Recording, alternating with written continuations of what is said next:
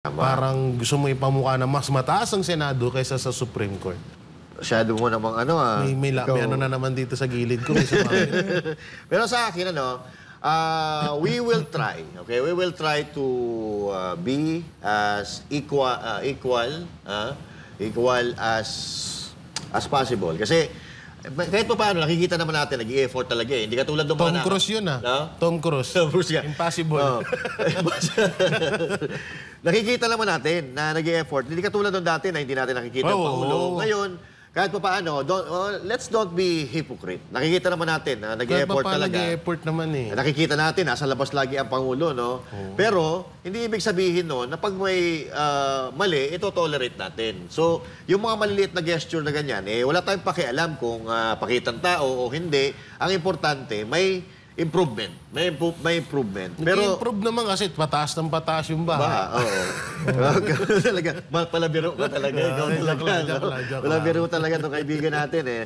Pero, katulad, we will stand with our principles sa pagtama, palakpakan, pagmali, banatan. So, ngayon, dito sa Pilipinas, at the end of the day, ano pa naman, yung welfare pa naman, kaligtasan, kaginhawaan, Pilipinas pa rin ang pinaglalaban natin dito. Pero, partner, maiba tayo, no?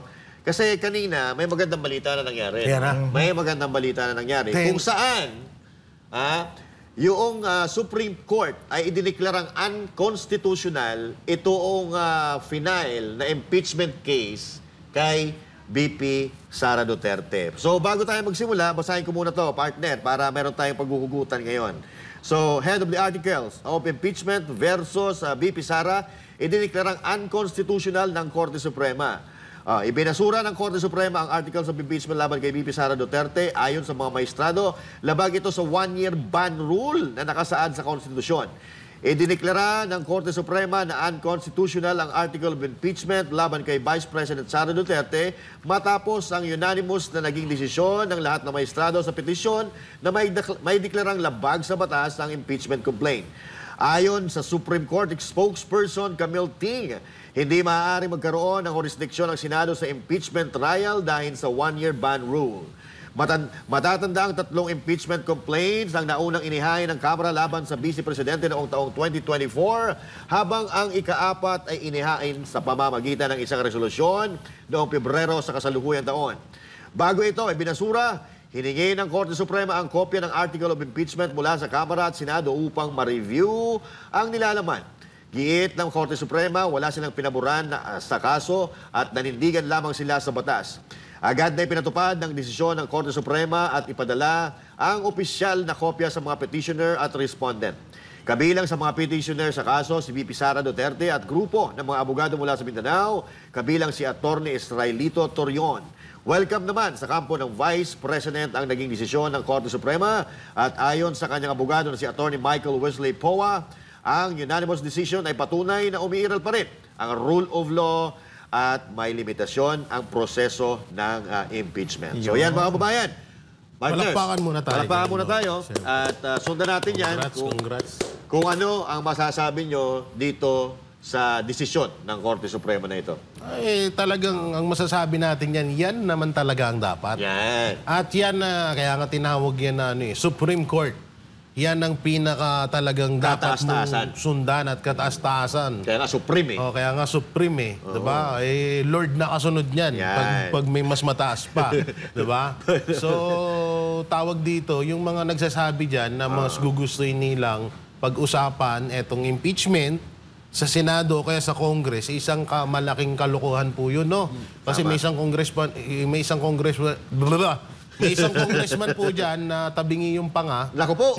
Na nagko-komento, na nag-iiyak nga ngayon sa social media na sabi niya, maling-mali daw itong ginawa ng Supreme Court. Kaya ngayon, pinapanawagan niya na sana daw mapag-usapan daw ito sa Senado. So ngayon, bakit mo babaliin ang desisyon ng Supreme Court at bakit mo kailangan pang iparating, idaan pa sa Senado yan? Nagdesisyon na nga ang Supreme Court. Yes. Ano yan? Mas mataas ang Senado kaysa sa Supreme Court?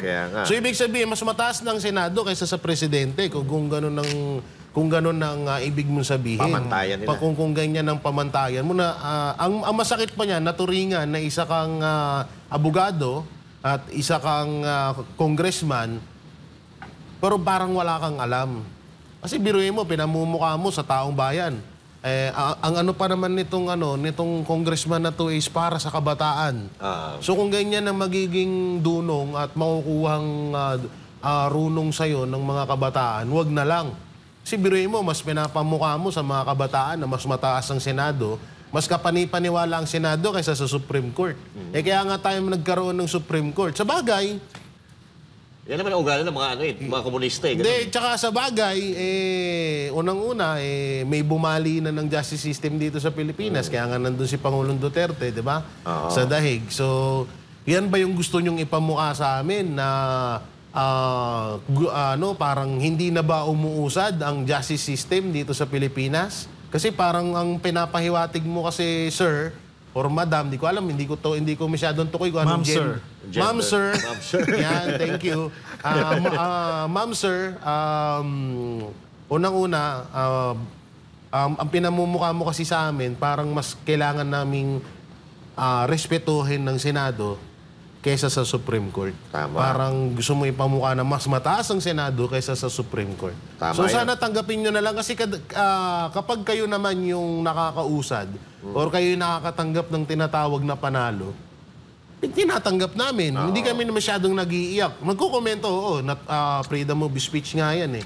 Pero kapag mga ganyan, tanggapin nyo ang pagkatalo at tanggapin nyo ang desisyon ng Supreme Court. Kaya nga ang babae nakapiring, 'di ba? Kasi nga pinapantay niya ang bawat kaso or bawat batas na pwedeng ipataw diyan sa ano na 'yan. So nasa gitnaan lang siya. So ganun din dapat kayo. Tama yan.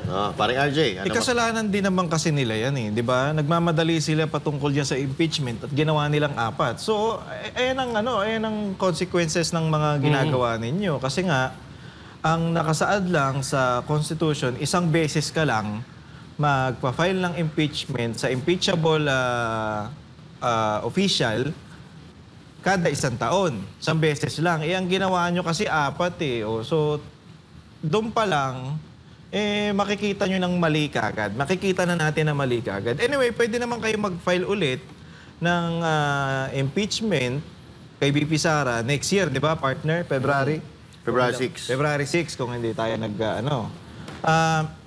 pwede naman. Pero ayusin nyo na this time. Kasi nga, doon pa lang sa proseso na ginawa nyo, medyo alanganin na tayo.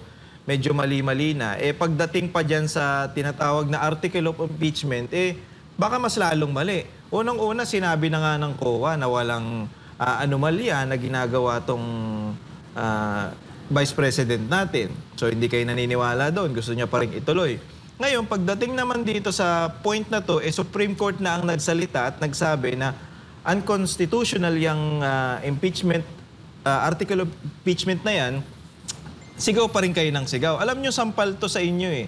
Sampal to dun sa mga animal na nagpupush ng impeachment na yan. Kasi hindi kayo matahimik, hindi kayo makatulog, na kasi si BP Sara nandyan pa rin at nakaupo, pinupush nyo ng pinupush. Ayan, kakasigaw nyo, kakaingay nyo, kakapush nyo ng impeachment ni BP Sara. Ayan, tuloy. Diba? Ang nangyari sa inyo, parang bumaliktad ngayon ang nangyari. Kakasigaw nyo ng impeachment dahil kasi dinasalan-dasalan pa nila yan. Nagpapinsa-misa pa kayo ng ganyan eh. Diba? Di ba naman kayo mga abnormal eh. Yung mismong papel na sinasabi nyo na may ginagawa si BP Sara na mali, di ba? Ano yan? Confidential fund. Yes. Sinabi na nga confidential eh, ipipilit nyo pa. Di ba? Doon pa lang maling-mali na kayo eh. So, meron pa naman kayong next year, mga kongresista na nagpupush niyan. Next year na lang ulit. Tsaka next time, ayusin nyo na. Huwag nyo minamadali masyado kasi may proseso yan.